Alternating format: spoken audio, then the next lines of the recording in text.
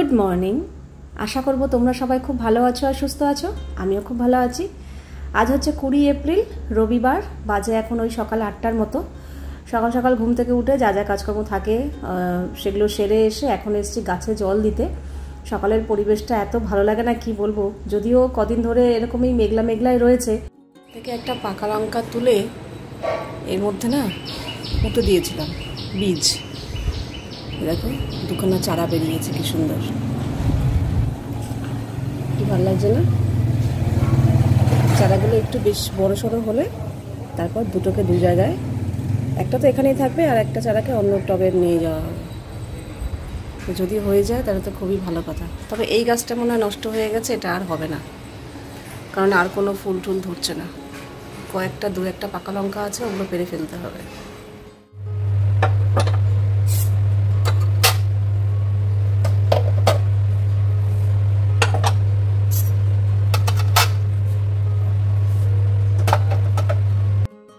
গতকাল তো রাত্রেবেলা আমার এই সমস্ত কাজ সেরে শুতে শুতে অনেকটা রাত হয়ে গেছে। তারপর আমার ভিডিও আপলোডও করে শুয়েছি, প্রায় 2টো বেজে গেছে শুতে শুতে। আর দেখো আজকেও সকালবেলা 8টা বেজে গেছে। কে বলবে এখনও অবধি একটুও রোদ নেই, কিন্তু আজকে না কালকের মতো এত ভালো ওয়েদারও নেই। আজকে একটা ভ্যাপসা গরম আছে, বেশ ভালো গরম লাগছে আজকে।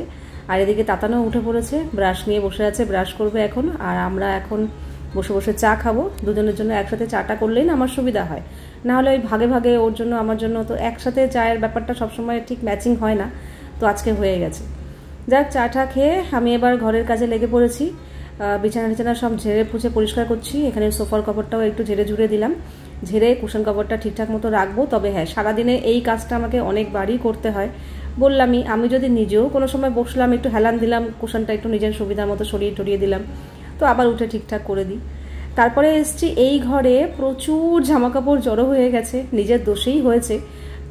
জামাকাপড় তুলে তুলে এনে চেয়ারের ওপর রেখেছি। ঠিক আছে, পরে করছি করতে জমেই গেছে। গতকাল সন্ধ্যাবেলাও বেশ কিছুক্ষণ বসে বসে মোবাইল দেখছিলাম। এই কাজটা করলেই হতো, কিন্তু ইচ্ছা করছিল না। দেখবে সব সময় না সব কাজ করতে ভালো লাগে না। কিছু কিছু সময় রাত হয়ে যায়, অনেক রাত হয়ে যায়, তাও কাজ করেই যাই, একটা নেশা লেগে যায়। আবার কিছু কিছু ক্ষেত্রে কাজের সময় আছে সন্ধ্যাবেলা, তাও ইচ্ছা করে না।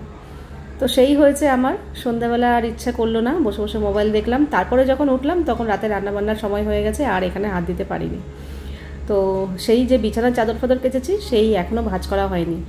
আজকে ভাবলাম না, এবার তো পাহাড় হয়ে গেছে, চেয়ার উপচুপিয়ে যাচ্ছে, আজকে করতেই হবে। আর রোজ তো কাঁচা রয়েইছে, রোজই কাচ্ছি, রোজই মেলছি, রোজই শুকাচ্ছে। তো এই জামা কাপড় ভাঁজ করার কাজটা খুবই বিরক্তিকর, কিন্তু কিছু করার নেই, করতেই হবে। তো জিনিস জায়গায় রেখে দিয়েছি, তাতানেরটা তাতানের জায়গায়, আমারটা আমার জায়গায়, ইন্দ্রর আর ওই ঘরের চাদরটা ওই ঘরে রাখবো। আর এই ঘরে যে চাদরগুলো পাতি সেটা আলাদা করে এখানেই পাতি, এখানেই রাখবো। তবে চাদর রাখার যে ব্যাগগুলো, এগুলো দেখছি পুরো ভরে উপচুপিয়ে গেছে। এরপরে আর একটা বালিশের কভার রাখাও জায়গা নেই। এটাও যে রেখেছি একদম খুব টাইট করে আটকেছি, যখন তখন চেন ছিঁড়ে যেতে পারে। তো চেনটা কেটে গেলে তো ব্যাগটা এমনি অকেজো হয়ে যাবে। তো ভেবেছি এরপরে আর কিছু রাখা যাবে না। এরপর যদি চাদর টাদর কিনি কিংবা যাই করি, এই পুরোনো চাদর কিছু বাতিল করতে হবে, আর না হয় অন্য জায়গায় রাখার ব্যবস্থা করতে হবে। একদম ফুলে ফেপে উঠেছে, চেপে চেপে আমি চেন আটকেছি, এমনকি এখান থেকে ঢোকাতেও পারছিলাম না। যাই কোনো রকম রেখেছি, ঢুকিয়েছি। এবার ওই ঘরের যেগুলো আছে সেগুলো ওই ঘরে নিয়ে গিয়ে জায়গা মতো রাখবো। আর এদিকে তাতান পড়তে বসেছে। তারপর যাব সকালে জলখাবার বানাতে। জলখাবার বলতে, গতকাল যে আলুর পরোটা করেছিলাম না, খানিকটা আলু এক্সট্রা বেঁচে গেছে, তো ওটা ফ্রিজে রেখে দিয়েছিলাম। তবে হ্যাঁ, ময়দা মাখা আর ছিল না, আর তোমার আলুর দমও খানিকটা অল্প একটু ছিল। তো ভেবেই রেখেছিলাম সকালবেলা একটু আটা মাখবো। সকালবেলা আর ময়দার দিকে যাব না, এমনিতেও ময়দা নেইও, আটাই মাখতে হবে। আর থাকলেও আমি আটাই মাখতাম, রাত্রে একই ময়দা খেয়েছি, সকালে আর ময়দা খাবো না। আর এখন শুধু আমরা তাতানের জন্যই বানাবো। যেটুকু আলুর পুর রয়েছে ওটা দিয়ে হয়তো 2টো ঠিকঠাক হতো, কিংবা টেনে 3টে হতো, কিন্তু আমি সেটাকেই সকালবেলা 4টে করেছি, 2টো।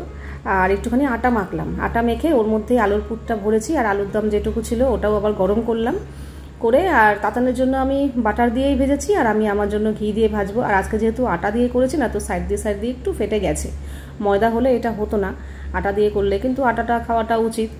তো এই তো ওকে ওর খাবারটা দিয়ে আসি। তবে আমি আজকে আলুর দম খাবো না, আমার এই আলুর পরোটা হলে না আমার শুধুই গরম গরম ভালো লাগে, তার সাথে আর কিছু লাগে না। কিন্তু যেহেতু করেছি তাই কালকে খেয়েছিলাম, কিন্তু আজকে সকালবেলা আর আলুর দম খাইনি, আমি শুধু আলুর পরোটাই ভেজে ঘি দিয়ে খাচ্ছি আর কি। আচ্ছা, তোমাদের মধ্যে একজন আমাকে কমেন্ট করেছো আমাদের ডাইনিং টেবিলের একটা চেয়ারের ওপরে একটা হলুদ রঙের কিছু দেখতে পেয়েছো, সেটা কি? ওটা হচ্ছে একটা ছোট্ট টেডি বিয়ার বলতে পারো, ছোট্ট পুতুল আর কি। ওটা যখন আমরা টেবিল বানিয়েছিলাম, কিনেছিলাম, তখনই একটা ছোট্ট পুতুল ওখানে আলাদা করে সেলোটেপ দিয়ে আটকেছিলাম, যাতে তাতানের চেয়ারটা আলাদাভাবে থাকে, একটু স্পেশাল করার জন্য। আর কিচ্ছু না, ওর চেয়ারটা একটু স্পেশাল হবে, একটা পুতুল লাগিয়ে দিলাম এই জন্য, আর কিছুই না। ওটা কোনো সময় আমার আজকে মনে নেই, কোনো সময় মনে থাকলে ভালো করে সামনে থেকে দেখাবো। ওটা একটা ছোট্ট পুতুল সেলোটেপ দিয়ে আটকে রেখেছি চেয়ারের ওপর। আর এদিকে সকালবেলা মাছের বাটিটা বার করতে গিয়ে ভুলভাল হয়ে গেছে, যেটা বার করব সেটা বার না করে অন্য বাটি বার করেছি। ওই মাছটা প্রয়োজন নেই, আজকে বাটা মাছ করব। তো বাটা মাছটা কোথায় রেখেছি আমি ভুলে গেছিলাম, তাই জন্য প্রথমে অন্য বাটি বার করেছিলাম, আবার খুলে যেই দেখলাম যে এটা না, আবার ঢুকিয়ে রেখে আবার আরেকটা বাটি বার করে জলে ভিজিয়ে রাখলাম। আর এদিকে এখন বাসন কোসন সব জায়গা মতো রেখে টেবিল পরিষ্কার হয়ে গেছে করে দিয়ে তারপরে এখন বসলাম সবজি কাটতে। এখন ওই 11টার মতো বাজে। খাওয়া দাওয়া তো সকালে হয়েই গেছে, জামা কাপড়ও ভিজিয়ে দিয়েছি, স্নান করতে যাওয়ার আগে কেচে দেবো। আগে না আমি কাঁচা ধোয়াটা এমনি অন্য টাইমেও করতাম, কিন্তু এখন না অন্য টাইমে কাচতে একদম ভালো লাগে না, কারণ আমি কাছাকাছি করতে গেলে আমার জামার সামনেটা পুরো ভিজে যায়। আর যদি না ভিজাতে চাই তাহলে মন মতো করে খলখলিয়ে ধুতে পারি না, কাচতে পারি না। তো তাই জন্য আমি একেবারে স্নান করতে ঢুকে কাঁচা ধোয়া করি। তখন ভাবি কি, তখন তো ভিজলেও কোনো ব্যাপার না, একদম সুন্দর করে মনের মতো করে খলখলিয়ে জল দিয়ে কাঁচা ধোয়া করতে পারি, ভিজলেও কোনো ব্যাপার না, কারণ স্নান করব। আর আগে যদি কাচতে যাই, হয় আমি ভিজে যাব, আর না হয় না, নিজেকে না ভেজাতে চাইলে তাহলে কোনো রকম কাচতে হবে, আমার ভালো লাগবে না। তো তাই জন্য না এই স্নান করার জন্য কাঁচা ধোয়াটা সেই ফেলেই রেখে দিই, পড়েই থাকে আর কি। যাই হোক, আজকে গতকাল যে ঝিঙেটা এনেছিল না, পুর খাবে বলে বড় বড় মোটা মোটা ঝিঙে এনেছিল, পুর করার জন্য একটু মোটা বড় ঝিঙে হলেই ভালো হয়। তো এই নিয়ে 3বার ঝিঙে আনলো, তিনবারই ঝিঙেটা খুব ভালো হয়েছে। এর আগে একবার গত বছর মনে আছে, পুর খাবে বলে ঝিঙে এনেছিল, পুরো বুড়ো বুড়ো ঝিঙে, মানে ছিবড়া ছিবড়া খসখস খসখস করছে, এরকম এনেছিল। তবে এই নিয়ে 3বার ঝিঙে আনলো, খুব ভালো ঝিঙে এনেছে। এদিকে মোটা বড় বড় কিন্তু কচি। আর ঝিঙেগুলো ফ্রিজে রাখতে অসুবিধা হবে বলে গতকালকেই না আমি হাফ করে কেটে তারপর রেখেছিলাম, খোসা ছাড়াইনি, মাঝখান থেকে কেটে দিয়ে তারপর ফ্রিজে ঢুকিয়েছিলাম ব্যাগে ভরে। তো সেটাই খোসা ছাড়িয়ে যেরকমভাবে পুর করার জন্য কাটি, এমুক অমুক কেটে নিয়েছি, কেটে একটুখানি নুন জলে ভাপিয়ে নিয়েছি সামান্য। আর এখন আমি মাছ ভাজা বসিয়ে দিয়েছি, মাছের ঝোল করব, বাটা মাছের ঝোল, তবে একদম পাতলা করে। পাতলা বলতে পেঁয়াজ টেয়াজ দেবো না আজকে, একদম আদা, কাঁচা লঙ্কা, টমেটো, জিরে বাটা, আদা বাটা, লঙ্কার গুঁড়ো, হলুদ গুঁড়ো এই দিয়ে, আলু দিয়ে ট্যাংরা মাছের এই বাটা মাছের ঝোল হবে আর কি। ইন্দ্ররা বলে কি মজা করে, বাটা মাছের ফাটা ঝোল।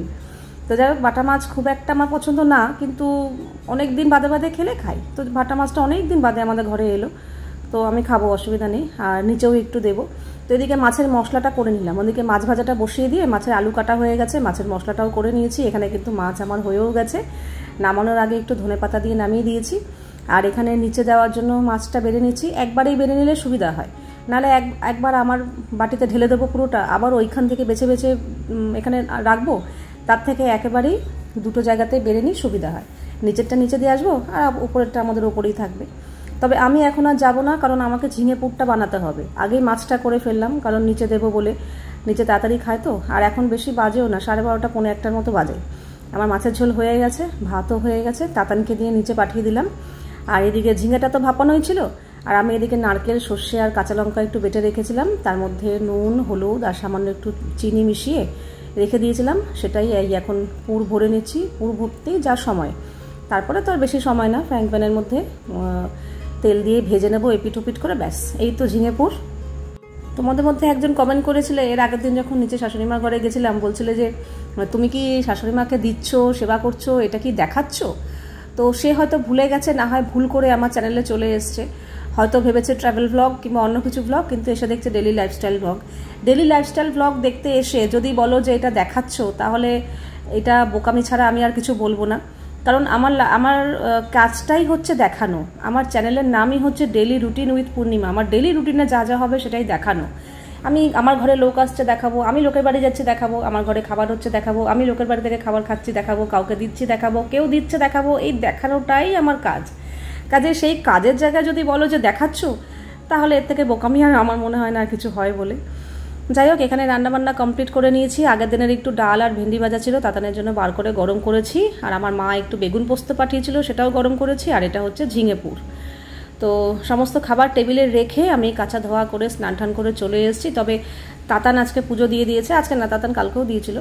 আর আজকে বললাম না ভালো গরম পড়েছে, সত্যিই তাই ভালো গরম পড়েছে। রোদের তাপ খুব একটা নেই, হালকা মেঘলা হচ্ছে, আবার একটু রোদ উঠছে, কিন্তু গরমটা বেশ ভালো পরিমাণে লাগছে। এই যে চুল খুলছি না, আর আমার গরমে না চুল নিয়ে বড় বেশি কষ্ট।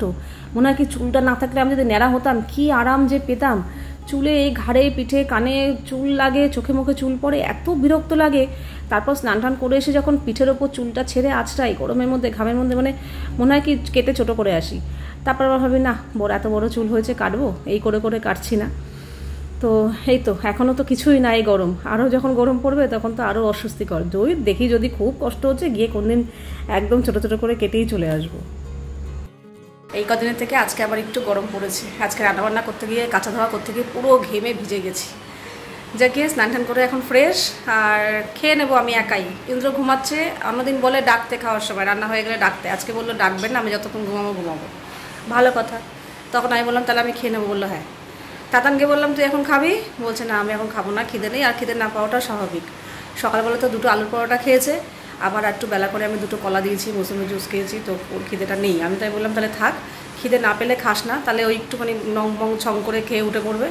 আর না তাহলে অপেক্ষা কর, খিদে পেলেই খা। কিন্তু আমার পেয়ে গেছে খিদে, তা আমি ওকে বললাম তাহলে আমি খিদে পেয়ে গেছে, আমি খেয়ে নিই। তোদের খিদে নেই, আরেকজন ঘুমাচ্ছে, কাজে আমার তো আর সেই সব ব্যাপার নেই, আমার খিদে পেয়ে গেছে, আমি এখন একাই খেয়ে নিই আর কি। দুপুরবেলা খাওয়া দাওয়া করে একটা লম্বা টানা ঘুম দিয়েছি। ঘুম থেকে উঠে সন্ধ্যা দিয়ে সন্ধ্যাবেলা উঠে আর এখন তাতানের জন্য একটু স্যুপ করলাম। একটা ছোট প্যাকেট ছিল স্যুপের, এর আগের দিন 2খানা এনেছিল, একটা খেয়েছিল আর একটা ছিল, তো বললো করে দিত, সেটাই করে দিলাম। হ্যাঁ, তাতান এখন ডাইনিংয়ে বসে অঙ্ক করছে, আমি আমার জন্য একটু চা করে নিলাম। আর ওদিকে টক দই বার করে না আমি একটু রেখে দিয়েছি জল ঝরানোর জন্য, আজকে টক দই বসাতে হবে, টক দই একদম অল্প আছে। তো এদিকে ডাল সেদ্ধ হয়ে গেছে আমার, এদিকে রাতের জন্য ভাত হয়ে গেছে, আর এখানে আলু কেটে ধুয়ে রেখেছি, আলু ভাজা হবে। আর এই যে তোমাদের বললাম না টক দই বার করে রেখেছি, তো যেদিনকে টক দই আমি বসাই এরকম বার করে রাখি, এক্সট্রা জলটা ঝরে যায়, সেটা দিয়ে টক দই বসালে টক দইটা বেশ ঘনও হয়।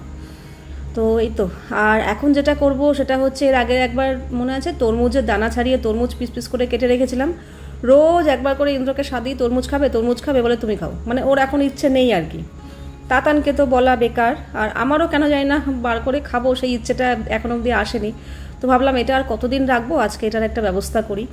তো প্রথমে মিক্সির বাটিতে, বড় মিক্সির বাটিটা নিয়ে নিয়েছি, পরিমাণ মতো চিনি দিয়ে দেবো।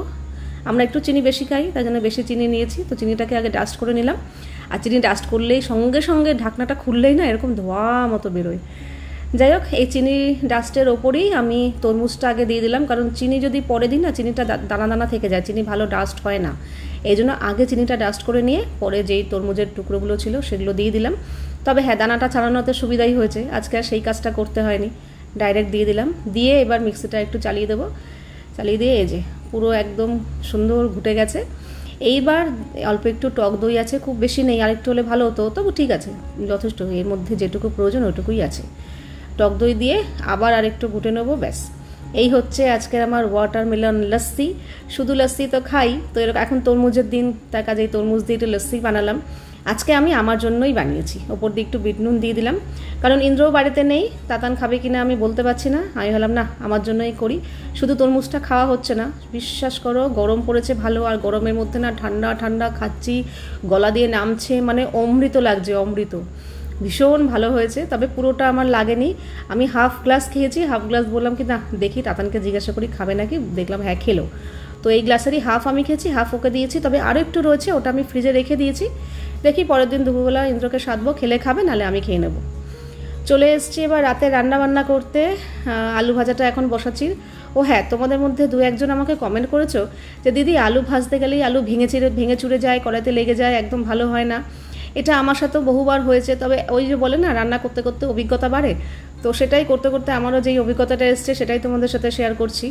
আলু ভাজা যদি গোটা গোটা আর সুন্দর ঝরঝরে রাখতে হয়, আমি যেটা বুঝেছি আর কি, আমার অভিজ্ঞতায় বলছি, আমি আগে কি করতাম, অনেকটা বেশি পরিমাণে আলু অথচ কড়াই ছোটোতে ভাজতাম। তো সেই ক্ষেত্রে কিন্তু ওরকম আলু কড়াইতে লেগে গেলে ভেঙে চুরে যাওয়ার সম্ভাবনা আছে। কাজেই বড় জায়গাতে আলু ভাজতে হবে, মানে যাতে নাড়াচাড়া করার স্পেসটা পায় আর কি। আর একটু বেশি তেলে ভাজতে হবে। আর এই দেখো কড়াইটা কত বড়, আলু এটুকু ভাজার পর এরকম হয়ে গেছে। আরেকটা জিনিস, আলু কাটার পর ধোয়ার পর জল ঝরানোর জন্য অনেকক্ষণ রেখে দিতে হবে, যাতে আলুতে জল না থাকে। আর কড়াইয়ের যে তেলটা, সেই তেলটাও কিন্তু ভালোভাবে গরম হতে হবে। ঠান্ডা তেলের মধ্যে দিলেও অনেক সময় এরকম লেগে ভেঙে চুরে যায়, আর আলু ভেজা অবস্থাতে দিলেও অনেক সময় ওরকম ভেঙে চুরে যায় আর কি। কাজেই কড়াইটা বড় হতে হবে, তেল বেশি হতে হবে, তেল গরম হতে হবে, আর আলু যেন জল ঝরানো থাকে। তাহলে আশা করি এরকম পুরো একদম ঝুরঝুরে গোটা গোটাই আলু থাকবে, আলু ভাজা সুন্দর হবে। আর আমাদের যেহেতু একটু কড়া কড়া লাল লাল আলু ভাজা পছন্দ করে, তাই আমি একটু বেশি ভেজেছি।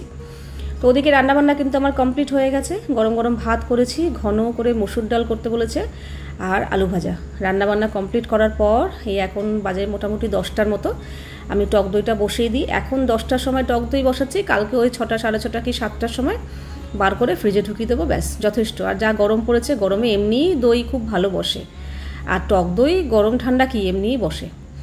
তো এই তো একটা উষ্ণ গরম দুধ দিয়ে দিলাম, যাতে আমার আঙুল সরিতে পারে গরমটা, সেরকম উষ্ণ গরম, খুব বেশি না খুব ঠান্ডাও না, দিয়ে দিলাম। আর টক দইয়ের পরিমাণটা একজন জিজ্ঞাসা করেছিল টক দইয়ের পরিমাণটা কতটা দাও, সেটা নিজের ওপর, অল্প টক দই দিলেও বসে যায়।